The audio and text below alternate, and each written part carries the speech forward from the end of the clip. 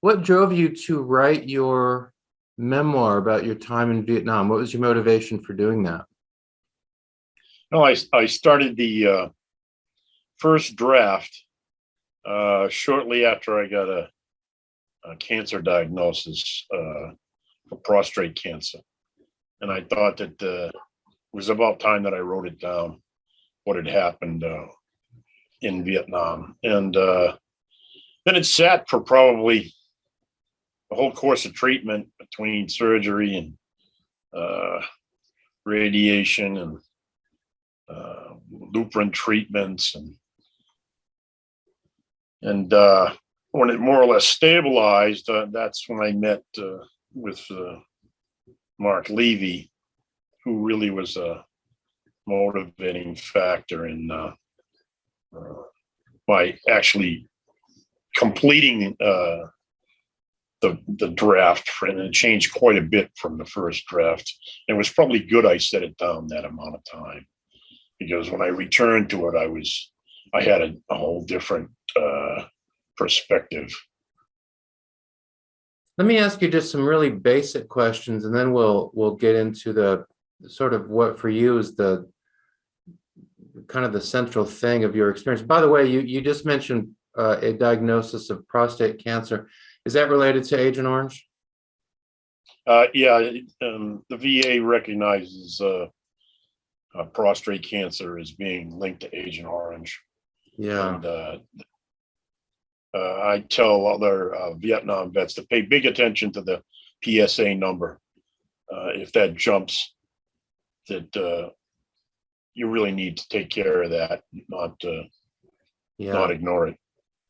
Do you have the recollections of seeing the planes or the helos or however else the defoliant was delivered? Do you have recollections of seeing that when you were there in I-Corps? Yes, I did, and I did my best to avoid it, because we were told at the time that it wouldn't hurt you at all, and you could even drink it and you'd be fine. Yeah. But I didn't believe any of that, and it's been my basis with the government since that time, not to believe a thing they say. And even though I did my best to avoid it, you still have to drink water. You still have to be breathing air. When did you go into the Army? I went in to show how smart I was at 17 and 18. I joined in July of 1969 and went to Fort Polk, Louisiana. So that's a good measure of my intelligence right there. So July 69, and you enlisted? Yes, I enlisted to be a helicopter pilot. Why did you enlist? What was your motivation for doing that? Well, my father was a World War II vet. All of my uncles had served. College wasn't in the cards for me. My father was a textile worker who stayed in the Northeast when the industry moved to the South. And so, college was clearly not in the cards. I figured I'd get drafted anyway during that time period. So rather than wait, I just went in. And you went in to be a helicopter pilot. Yeah. But that ended up not working out. What happened with that? Well, it was part of the Vietnamization program and the Vietnamization of the war was that the powers that be discovered they had more warrant officer candidates than they needed. And so they solved that problem by raising the passing written score from 70 to 90 and the diminishing the number of hours to solo drastically, and deliberately washed out over 90% of the candidates. Wow. And then they could reassign them wherever they wanted. And so that's how I got in the artillery. Right. So you mentioned Vietnamization, the process when President Nixon comes in of turning the war over to the South Vietnamese.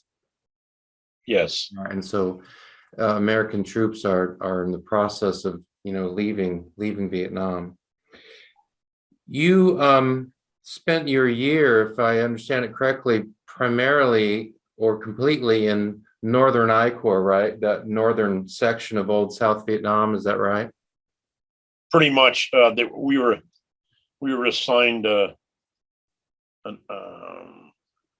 Firebase Ross south of Da Nang for a couple of months, but primarily we operated along the DMZ, and Right. and from there to the Laos border during the invasion. So sort of that Quang Tri, Dong Ha, rock pile, Khe Sanh out to Laos border area. Is Yes. that route? Is that Yes. Route 9, if I have it right? That's yes, it's Yeah. Route 9 from Dong Ha west to, and of course it's kind of a misnomer to call it a route. It's more of a dirt road.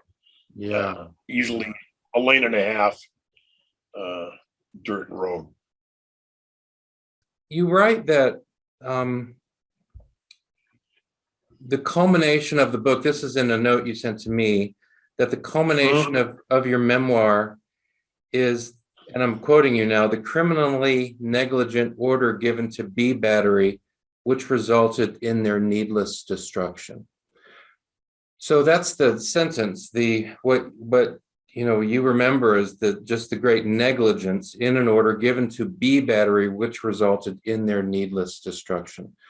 So can you just tell us what is the story around that sentence? So we're talking about the destruction of B Battery. You say the needless destruction, and then in the next sentence you refer to A Battery's refusal to be next and line up in the road under observed artillery fire. So what was going on? I think we're in the year 1970. I think we're there between Khe Sanh and the border of Laos, if I remember right. What is the story? Right. What's going on? Spring of 1970. It's the spring of 1971. The decision is made to invade the panhandle of Laos. The original plan called for 4 United States divisions, which were not available at that time due to the troop withdrawals. So the powers that be decided that the South Vietnamese would do it, and they committed a force about half that size to the incursion. And U.S. troops, except air crew, were not allowed in Laos because of the Church Amendment. And so that meant that as supporting artillery was lined up along the Laos border in a river valley at a place called Lao Bao. And the Korok, which is a escarpment, limestone escarpment that rose across the river, which was the border, several hundred meters, almost straight up. It kind of dominated the whole valley. And we arrived there in late February, and we were the first battery to go there. And part of what I talk about in the book is that there's politics in all things, and even in our battalion there was a political hierarchy. B Battery was the pride of the battalion. They get the newest equipment, and when the visiting dignitaries would come for the horse and pony show, they would take them to B Battery, and they kept them well away from us. We were in A Battery, which is where the troublemakers were, and that's why I was there. And so we got all the lousy assignments routinely. So we were the first battery to be assigned to Lao Bao, and we were there probably 2 weeks before B Battery, Charlie Battery of our battalion came, along with and later B Battery. So it was clear that they were headquarters was exposing the units in the order that they valued them. So, and we were when we arrived at the at the border. North Vietnamese artillery was landing in the area that we were going to occupy. They already had it bracketed. And You mean with the mortars? the cap with regular artillery. Regular artillery, so yeah. Yeah. So then the captain got on the radio and he thought that the fire was American artillery. And the word came back that no, there was no American artillery firing anywhere in I Corps. So that obviously meant there wasn't ours. And I think in many ways, the worst time was the first couple of weeks because we were the only thing in the valley that the North Vietnamese had to shoot at. So we had their undivided attention. Later, when it was probably, well, it was our battalion, when the whole battalion came and then there was attached units that came, that gave them more things to shoot at. And the misery was spread out a little better. But when it came time to leave, now we spent, I'm going to say 47 days there. And any movement above ground would draw artillery fire, any gathering of men, any resupply. We resupplied ammunition that was resupplied by truck rather than helicopter. And any helicopters that landed would draw fire. So in many ways, it was more reminiscent of World War I than the conventional thinking of guerrilla warfare. So artillery going back and forth, NVA artillery coming at you, your artillery going at them. Yes. And yes. Is this part of Lamson 719? Yes. The American portion was called Dewey Canyon 2. That was the advance to the border. And Lamson 719 was technically the cross border operation that was almost exclusively, was exclusively ARVN as far as the ground troops went, but U.S. aviation was there. And so this artillery duel would go on for the entire time we were there. When we first arrived, we were 8-inch.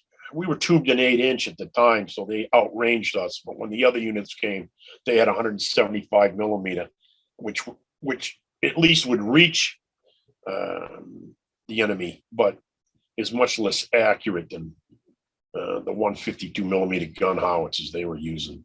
So they really had in the daytime, had the preponderance of fire. Most of our firing was done at night when they were attacking the ARVN positions in Laos. And wow. So when I say criminally negligent, for those of us that were there on the ground, we're taking the unit history says 100 rounds or better a day, and I believe that's an understatement.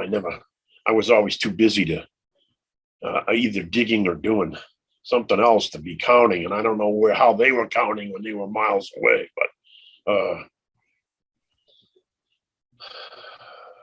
any movement above ground, even single trucks would draw fire. So when it came time to leave, of course, B battery is going to get the word first because they're valued more than we are. And much to our horror, we get on order, and as we're packing up, we look across they were just across Route 9, which is a dirt road. And we see them start to line up in the road, and we're looking like, what are they doing? What kind of idiocy is this? And about the time that we're thinking this, the North Vietnamese can't believe their eyes. They've been trying to pick us up individually for a month, and these clowns are lining up in the road. This is okay. Yes, and when an artillery unit moves, at least back in the day, we always sent an advance party to where we were going to go, and that way, when you arrived, the guns were repositioned, and the only time that you couldn't provide artillery fire was the actual transit time. And the minute you arrived at a new position, you were ready technically ready to fire again. So the advance party had been ambushed on Route 9. You could hear the gunfire before B Battery lined up, which wasn't anything really unusual because we called that portion of Route 9 ambush alley for an obvious reason. And so we can hear the gunfire along the road and the small arms fire. And then B Battery pulls out. And of course, the North Vietnamese can't believe their eyes. But they recovered pretty quickly. And the first rounds knocked out the lead truck and then the end truck. And then they just walked the artillery up and down the road. And pieces of truck, the trucks are on fire. Pieces of equipment are flying through the air. And they really put the hammer down. And that's when our medic, Doc, okay, in an artillery unit, there's only one medic for every, say, 60 guys. So when one unit would get hit, the medics from the other unit would go and help. And Doc Felt crossed Route 9 under an entire barrage in order to help B Battery. And one of the bravest things I ever seen. And so eventually, this went on, I don't know, 10 or 15 minutes. And in the end, the North Vietnamese guns were firing in salvo. So a number of guns were firing at the same time instead of individual guns. So it was very well coordinated and very accurate. And they just destroyed B Battery. So there's now and one of the things I remember, there was a Duster, which is a twin 40 millimeter. You see the World War II movies of them shooting at airplanes, boom, boom, with the double guns. Well, they had a Duster on the perimeter of B Battery. And I remember they opened fire on the face of the Rock because they thought that that's where the observers were. But it was kind of like they were spraying the whole face of the cliff. And it kind of felt like it was desperation to do something to stop this barrage. Wow. And eventually the NVA stopped firing. Now, whether they were out of rounds or had decided that enough was enough. And now, B Battery's in the road, say 200 yards away, on fire. And you can hear the small arms fire down the road. The ambush is still there. And our battery commander was on R&R. So the lieutenant came up to us and said, a bunch of us standing there. And he says, well, we got the colonel's on the radio and we get the line up on the road. And to say that there was a pregnant pause after that would be an understatement. When the officer says, okay, now we're going. Yeah, now we're going to line up in the road. And then, well, let me just pause you real ahead. quick, because you say that this artillery duel is more reminiscent of World War I than what we normally think of as Vietnam. But what you're saying here also, the guys, this phenomenon we saw in World War I, where these guys get out of their trenches, run across no man's land, get wiped out, and then the next group of guys, like I'm thinking Gallipoli, for example. Yes. Next group of guys, okay, line up and you head out, and they're all looking at each other like, wait, everybody who just went just got. I mean, is that kind of the situation? Like, what are you saying? We're going to go. B Battery just got wiped out.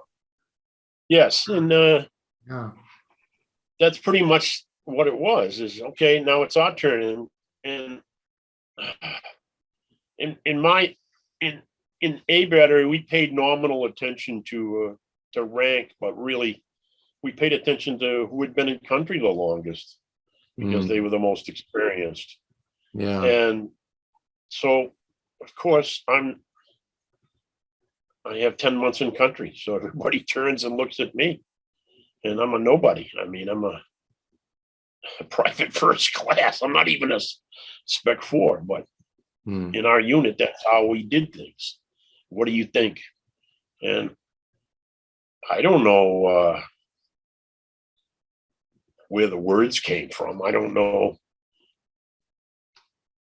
You know, the higher power. I mean, I don't know where the words came from, but I just spit it out. And now I'm gonna clean up the language, because in Vietnam the F word was used as an adjective, a noun, a pronoun. In one sentence, you could, Junction. In one sentence you could use it 8 or 9 times in different meanings. But I said, we're not lining up in the road.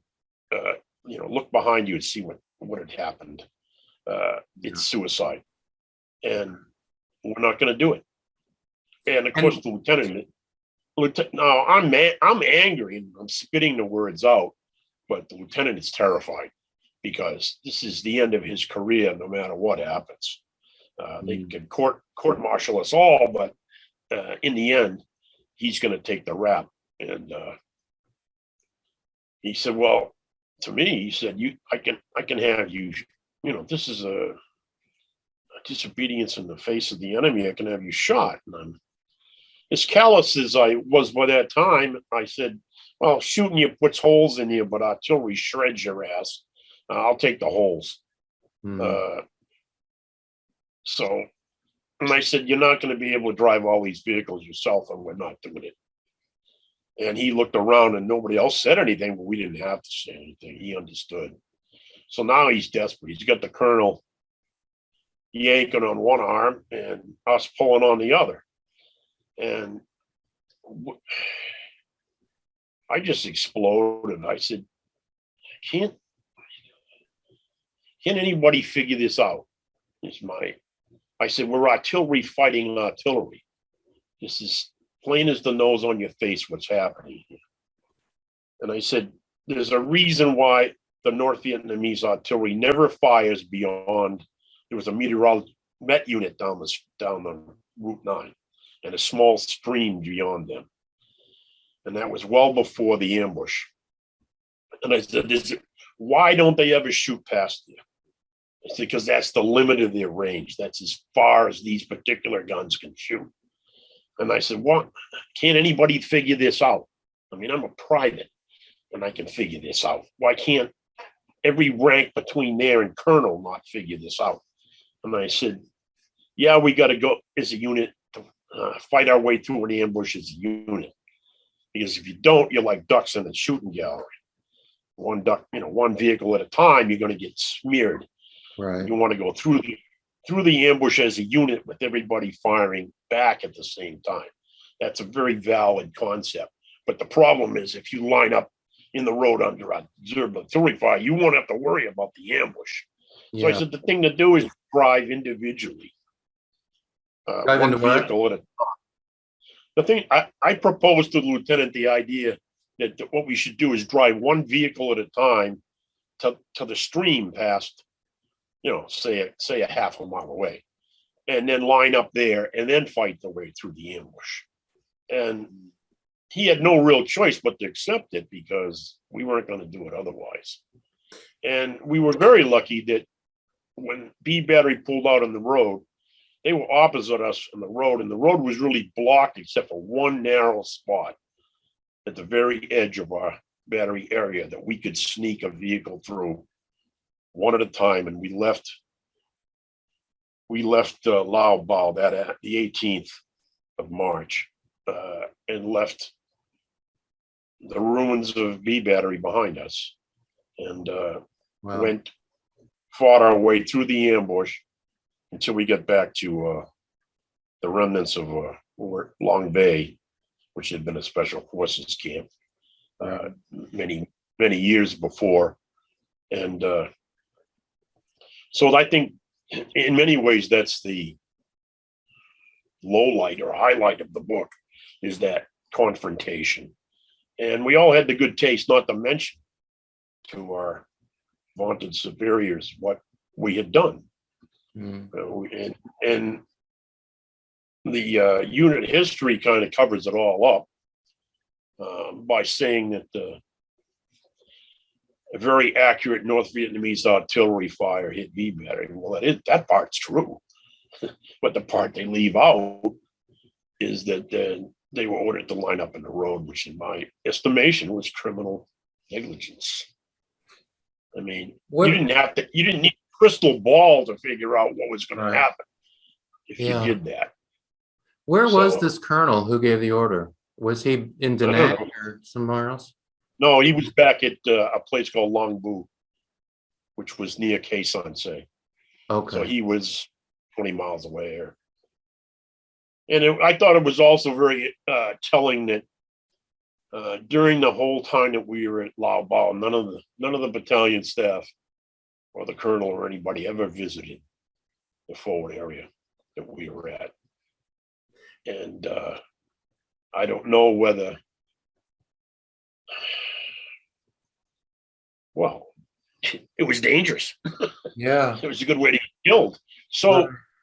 but by the same token, that's what leaders do. Good leaders Mm. share the hardship, and in our battalion, that was never the case. Wow. And Now, why no? Why that no? made, go ahead. I'm sorry. Why no air support? Well, okay. The lack of planning in this particular operation was, everybody was overstretched. They were trying to do way too much, way too little.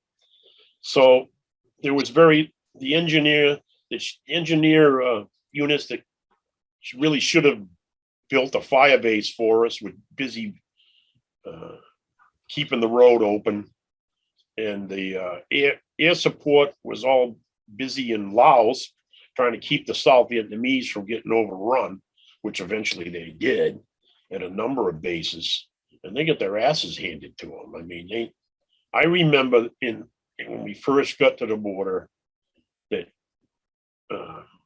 ARVN infantry would be trucked at night, which is night travel on roads in Vietnam was something that didn't happen very often. And with headlights ablaze in what we used to call cattle trucks, which were tractor trailer trucks with a stake bed in the back that often carried infantry or supplies, ran convoys at night into Laos with ARVN infantry in them. And on the way back, there was a few tanks and everybody was wounded. And so those guys never made it out of there, as far as I could tell, unless they were all airlifted out. They certainly weren't airlifted in.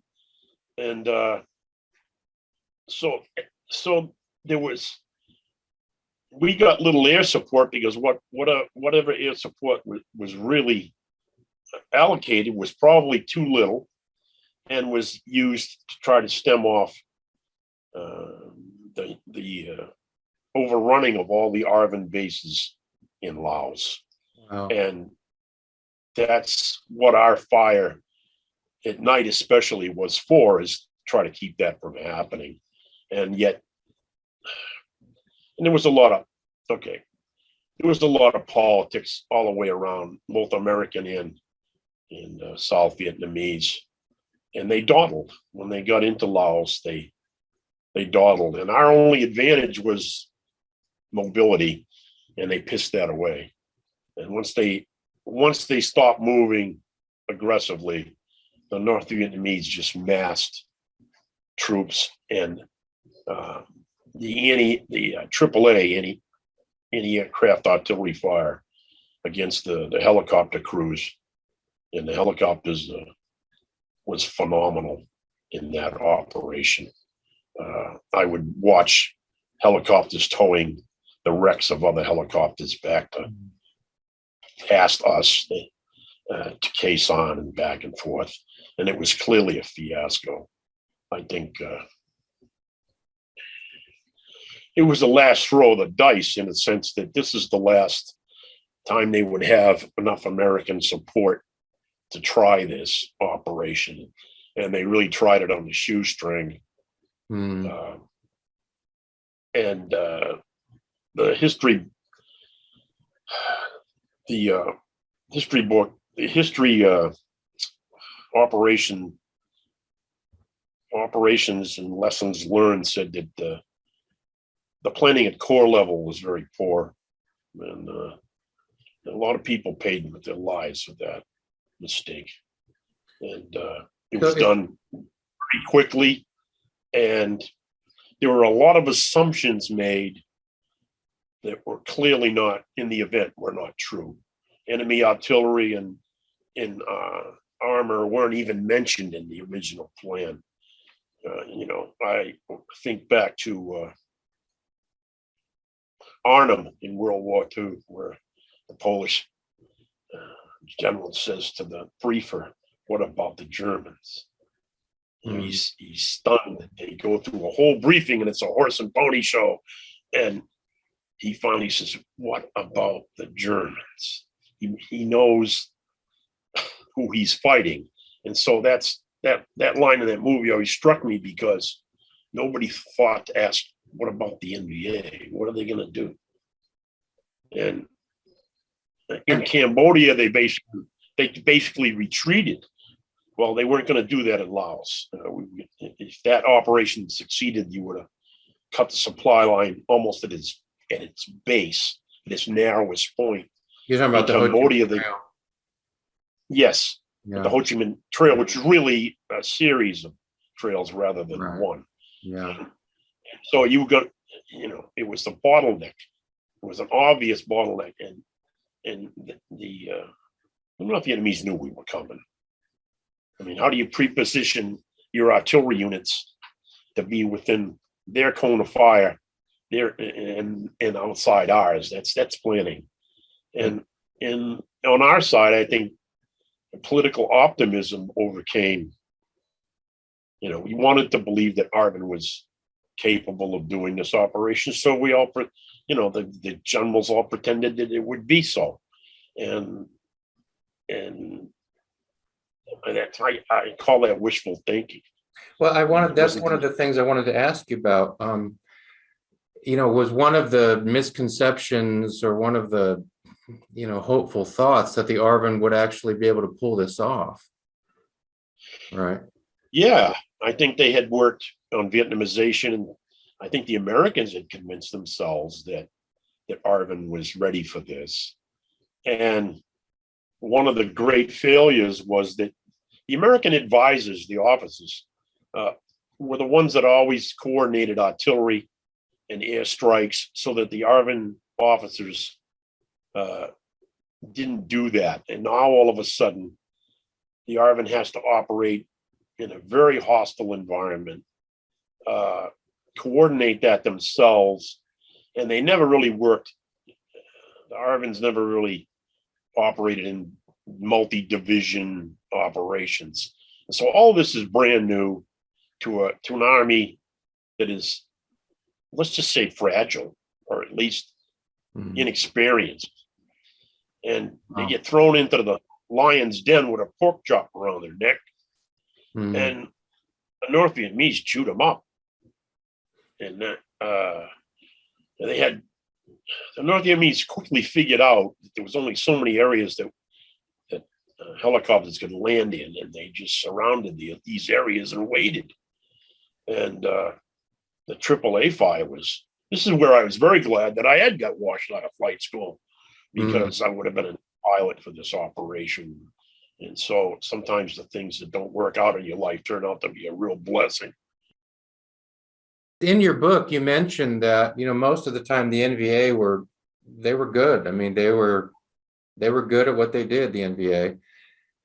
You hear, that there were some Arvin units that were pretty good, but generally, U.S. forces who worked with Arvin don't have a whole lot of good to say about the Arvin forces. There are exceptions.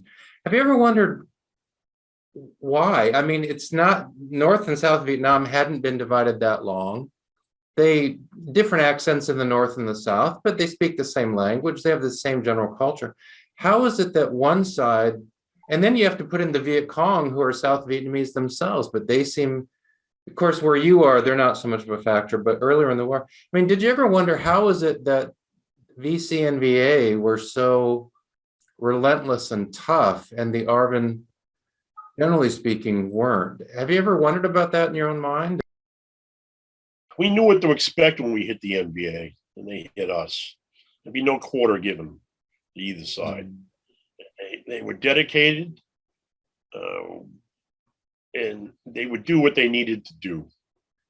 The ARVN, we have this idea that the South Vietnamese never put their economy in full war mode.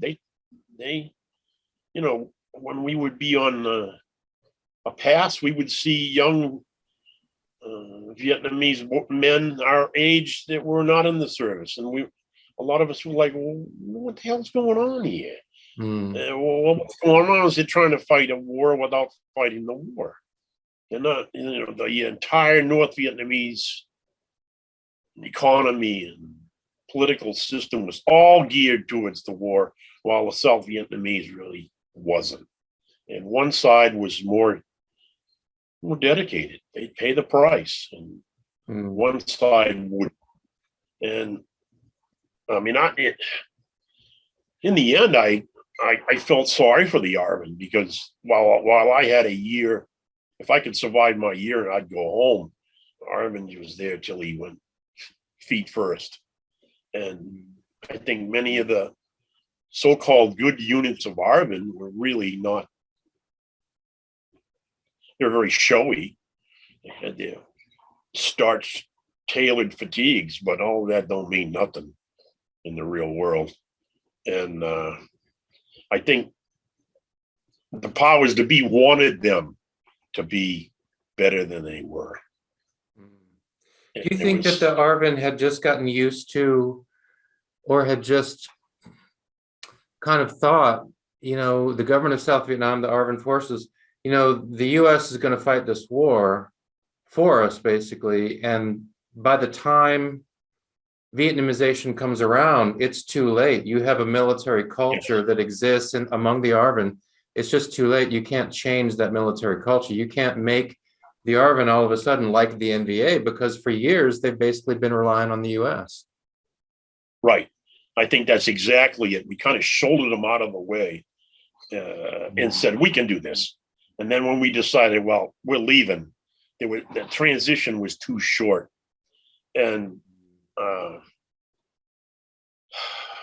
mean, the introduction of US ground troops was really because South Vietnam was going to fall. I mean, things were pretty desperate when US ground troops were introduced. And what all we really did was delayed the inevitable. And is that how it felt at the time? At the time, did you think that there was any chance that South Vietnam would be able to stand on its own? Not once I'd been there a couple of months. I think, well before we went to Laos, the handwriting was on the wall. I could smell the defeat in the air.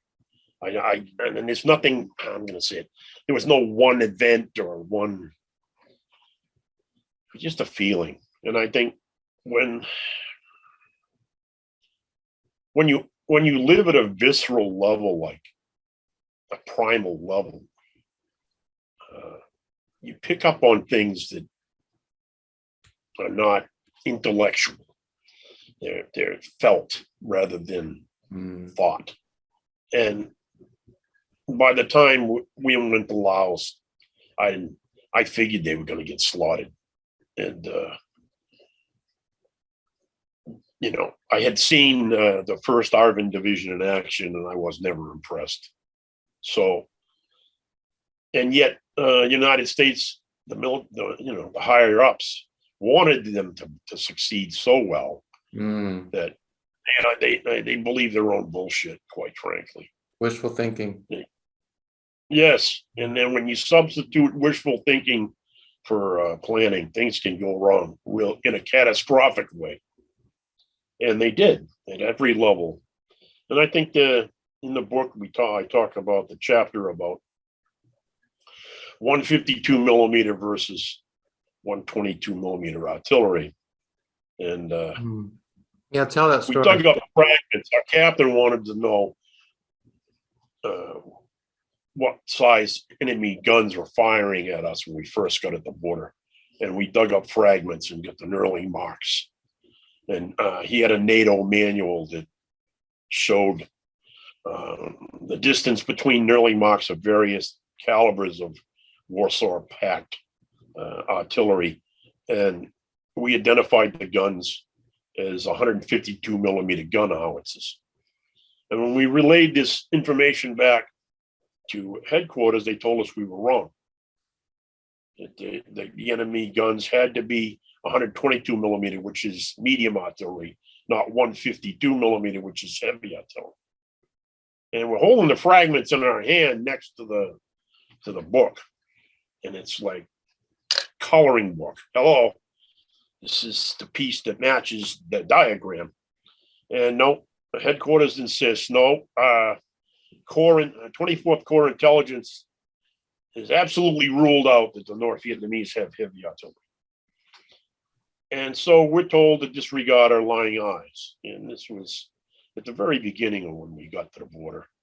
And it's that kind of, it went against what they had thought was going to happen. And so they would just disregard anything that was contrary to the party line, apparently. I to this day, I don't understand it. I mean, I understand the motivation, but I don't understand how you can do that. And I think if the culture of the ARVN Army couldn't change, I think the culture of the American Army had changed. And we had moved from real leadership to management. Mm-hmm. And there's a huge difference between the two. Yes. They may, to someone that doesn't understand, they may look the same. William Westmoreland was the very embodiment of general's general, but that doesn't mean he was a good leader. Mm. It doesn't mean. So I think that the culture of the U.S. Army especially during 70, 71, you could see it going down. And so as much as that we were trying to change the ARVN Army's internal culture, while ours was declining.